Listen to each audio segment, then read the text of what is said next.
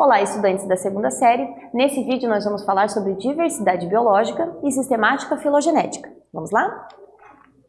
Antes de tudo, a gente tem que saber qual é a diferença entre taxonomia e sistemática, né? Na verdade, uma complementa a outra, não é mesmo? A taxonomia é o trabalho de nomear e descrever as espécies ou outras características taxonômicas, né? E a gente vê isso através das categorias, né? Reino, filo, classe, ordem, família, gênero, espécie, né? Como está aqui na imagem, tá? Então, o domínio é em primeiro lugar, em seguida o reino, que são aqueles que são mais abrangentes, tá? Espécie é mais específico, está delimitando um ser vivo somente. E a sistemática, ela inclui a taxonomia, além do estudo das relações evolutivas, né? Então, a gente estuda a filogenia, a árvore filogenética, tá? Então, olha as características e faz isso através de uma árvore filogenética, e é por isso que a gente chama de sistemática, ok? Bom, mas para isso a gente precisa saber, então, como que é feito, né, esse nome científico, né, essa classificação binomial. Todo nome científico ele é formado, né, de acordo com as regras descritas por Carlos Linneu, por duas palavras, tá? A primeira delimita o gênero e a segunda o epíteto específico. O gênero pode unir vários seres vivos aparentados ali, mas que tem uma ou outra característica que os diferencia. E essa característica que os diferencia é que é o epíteto específico. O exemplo aqui nós temos a Loxosceles intermédia, que nada mais é do que a aranha marrom, né? Existem várias espécies de aranha marrom, cujo nome popular a gente chama aranha marrom, mas que diferencia por uma característica ou outra, e daí por isso cada uma tem um nome diferente. Então, Loxosceles é o gênero, intermédia é o epíteto específico. Melo Leitão é o cientista, o pesquisador que descreveu essa aranha, e foi no ano de 1934, ok?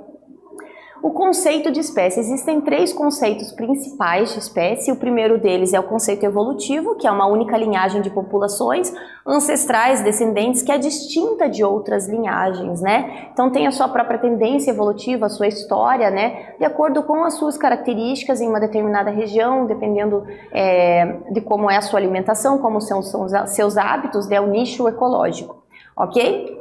O conceito ecológico tem mais a ver com a região onde ele está especificamente, tá? Então é uma linhagem que ocupa uma zona adaptativa diferente daquela de outras linhagens na sua área de distribuição e que vai evoluir separadamente. Por exemplo, quando a gente tem algumas espécies, uma espécie que foi separada por conta de uma separação que ocorreu entre duas ilhas, por exemplo, né? Aí cada ilha tem as suas características, então essas espécies elas vão herdar, né, vão passar para os seus descendentes aquelas características que estão mais de acordo com aquele local onde eles estão inseridos, né? Ok? E o conceito filogenético, que daí a gente analisa, né, é o menor agrupamento diagnosticável de um conjunto de organismos dentro do que há um padrão parental dos seus ancestrais. Então é a análise do cladograma, né, da árvore filogenética, em que aqui embaixo nós temos uma passagem de tempo ancestral e as espécies mais atuais que são separadas por nós, que seriam as características que os separam.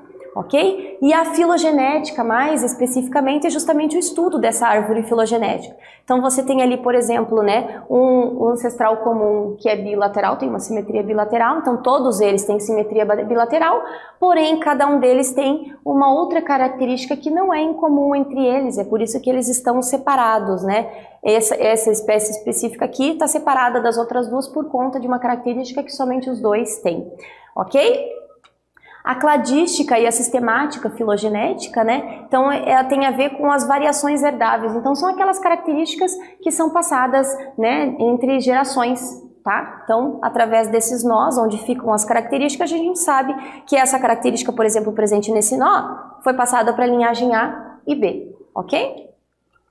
E com relação às partes, né, então a gente tem aqui o ancestral comum, característica que une todos eles, porém A, B, C e D têm características diferentes que a E não tem, certo? Através da análise filogenética a gente consegue saber disso, tá? E as representações mais comuns, né, a gente tem o dendrograma filograma e o dendrograma cladograma. Nos exercícios de genética e de árvore filogenética a gente vê mais os cladrogramas, né, ok?